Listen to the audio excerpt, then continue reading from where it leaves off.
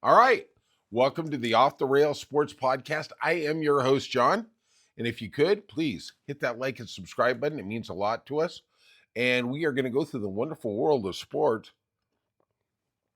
for Wednesday, August 27th. God, we're almost at Labor Day.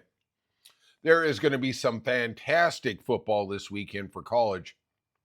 Game I'm really looking forward to is LSU going into Death Valley with Clemson. And I told Scott on a podcast last week, I think LSU is going to win the national championship. I think they are the best team. I think Garrett Nussmeier is amazing. And I think the fourth year for Brian Kelly is finally going to kick the trick.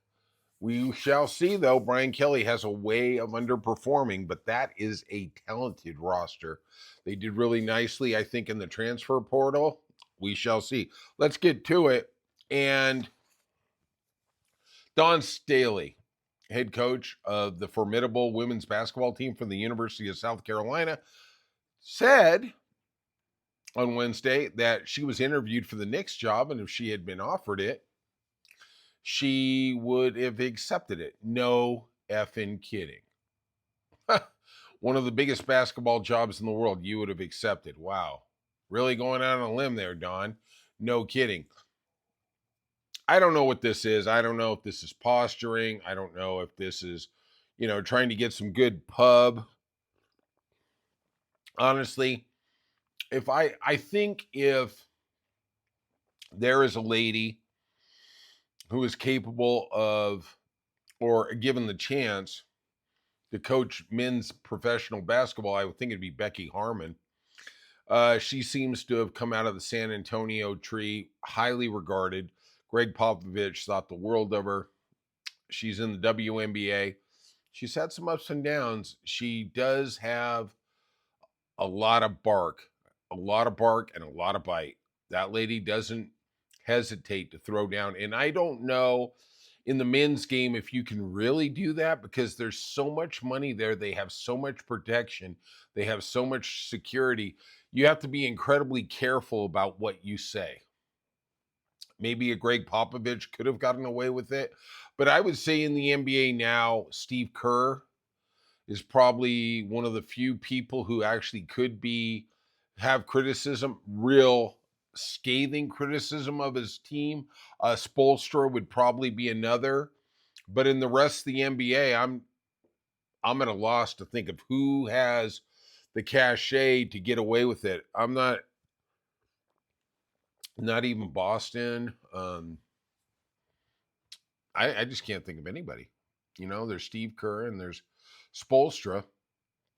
But I'm glad the Knicks interviewed her. Maybe one day we'll get a lady as a head coach in the NBA. I'm just not going to hold my breath for it. Let's talk about the U.S. Open, the biggest, baddest tennis tournament in the world. They are now in New York. We are getting into the third round already. Where did it go? Carlos Alcaraz, the French winner, the upset loser in the final at Wimbledon, is now into the third round. I think looking at the tournament, I think this is Jannik Sinner's tournament to win, or better yet, lose. Alcaraz has to really, really grab the throat to beat him.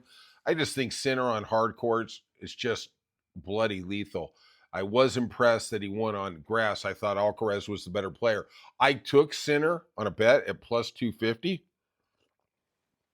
I got lucky, but I think Alcaraz is better on grass, clay. I just think hard courts are more of Sinner's type of thing. He needs that predictability so he can unleash his power. Let's talk about something interesting that happened today in doubles.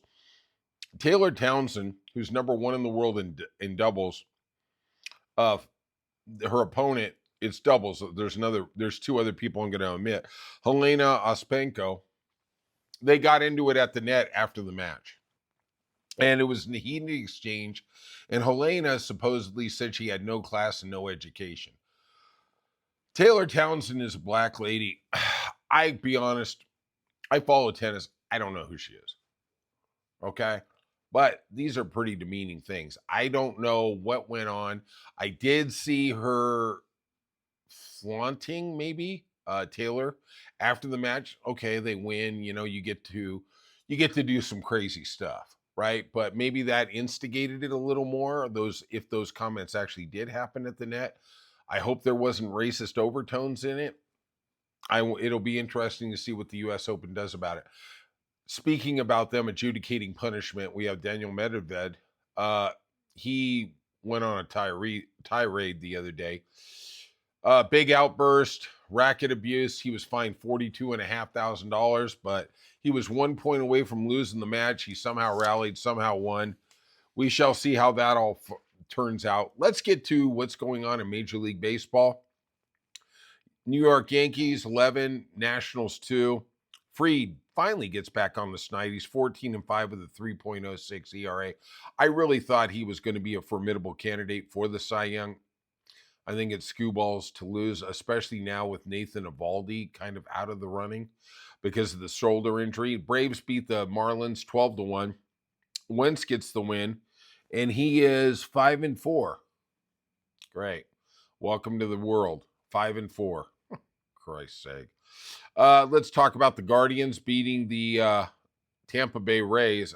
God, if Tampa Bay gets in there, do we really have to see playoff baseball in that crap stadium? Smith gets the win for the Guardians. The Guardians are 500, 66-66. I think they've actually outplayed their talent level. Jose Ramirez is just amazing. He is truly I would say absolutely the most underrated player in baseball. They just don't put enough talent. And when somebody gets close to free agency, they just trade him.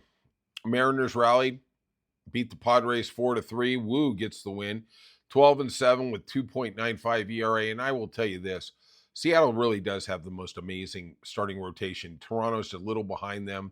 Philadelphia, before the devastating injury to Wheeler, we're right up there. But boy, oh boy, Mariners get in the playoff. That could be a problem. Currently, they're 10 games over 500 at 72-62. We're going to see how it runs out here. Red Sox, 2-run homer in the ninth from Rafaela, and they beat the Orioles 3-2. Chapman gets the win, or save, excuse me. His 26th save of the year.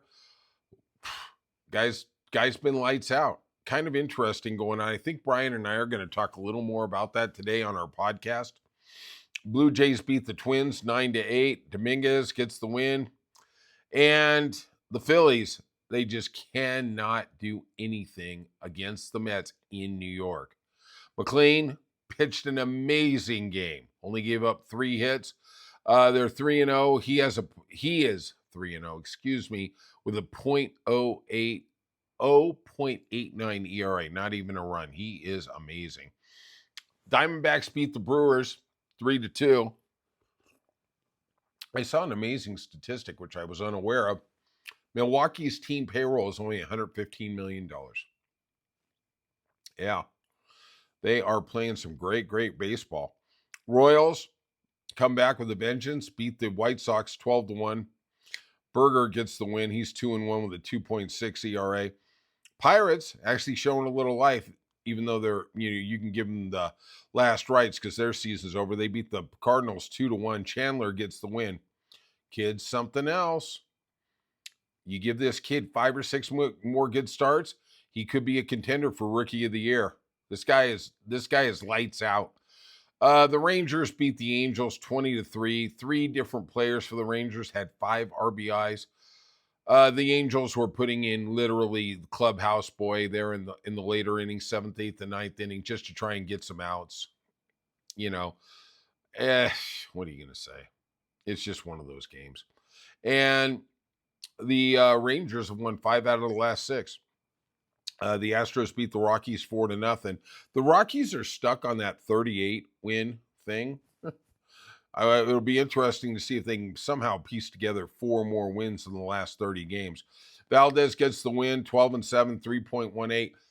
He starts rounding into form. We could see the old Astros coming back. The Dodgers, in the midst of a 4-game winning streak, beat the Reds 5-1. They are 20 games over 500. Reds still 2 games over 500. Yep, that's what I'm seeing. Ohtani gets the win. 1-1, 4.1 ERA. The Giants beat the Cubs 12-3.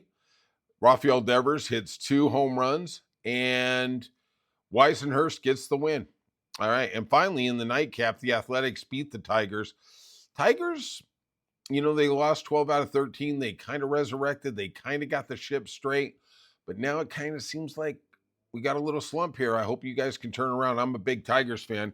I actually think they're probably one of the contenders to win the World Series, because any team that has Skubal and Mize at the top of the rotation is definitely a threat in the playoffs when you really only have to have 3 starters. Just saying. Just saying. That is a real team to look at. All right. If you could, please hit the like and subscribe button. It means a lot to us. And we'll see you soon on Off the Rails Sports Podcast.